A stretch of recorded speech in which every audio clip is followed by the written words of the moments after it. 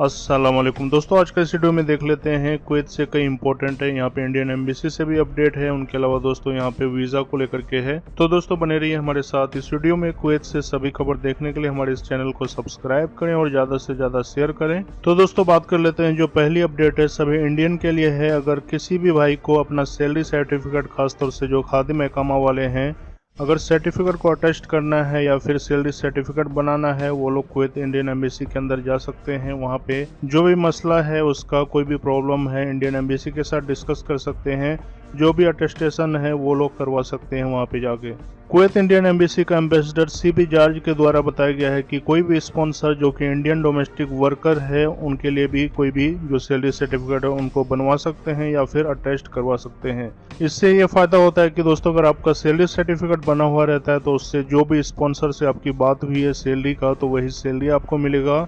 उसके अंदर कोई भी दिक्कत होगा तो उसको लेकर के आप इंडियन एम्बेसी से कंप्लेन कर सकते हैं या फिर जो भी ऑफिस है उनसे बात कर सकते हैं आप। उनके अलावा दोस्तों यहाँ पे इंडियन एम्बेसडर के द्वारा बताया गया है कि अगर किसी को पासपोर्ट के अंदर कोई भी इशू है, कोई भी प्रॉब्लम है या फिर वैक्सीन को लेकर के कोई भी प्रॉब्लम है, तो उस विषय में भी आप इंडियन एम्बेसी के साथ जाकर के बातचीत कर सकते हैं।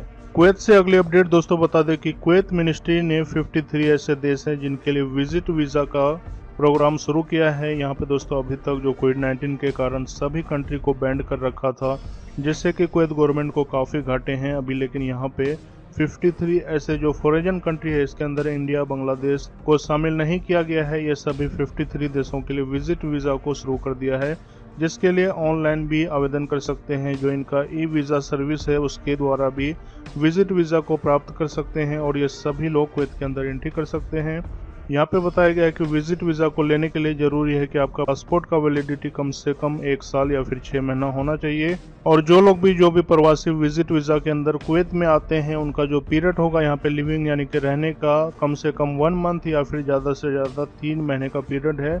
इस दौरान उन्हें यानी कि 3 महीना से पहले उन्हें कुवैत छोड़ के जाना पड़ेगा।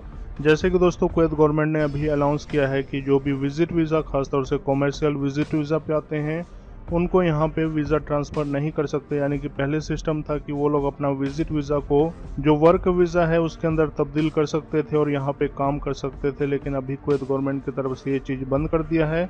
अगर जो लोग भी विजिट वीज़ा पे आते हैं, उनका पीरियड जो भी है टाइम के मुताबिक, यानी कि वीज़ा निकलने का डेट से लेकर के 3 महीने तक, उस दौरान उन्हें फिर रिटर्न चला जाना पड़ेगा।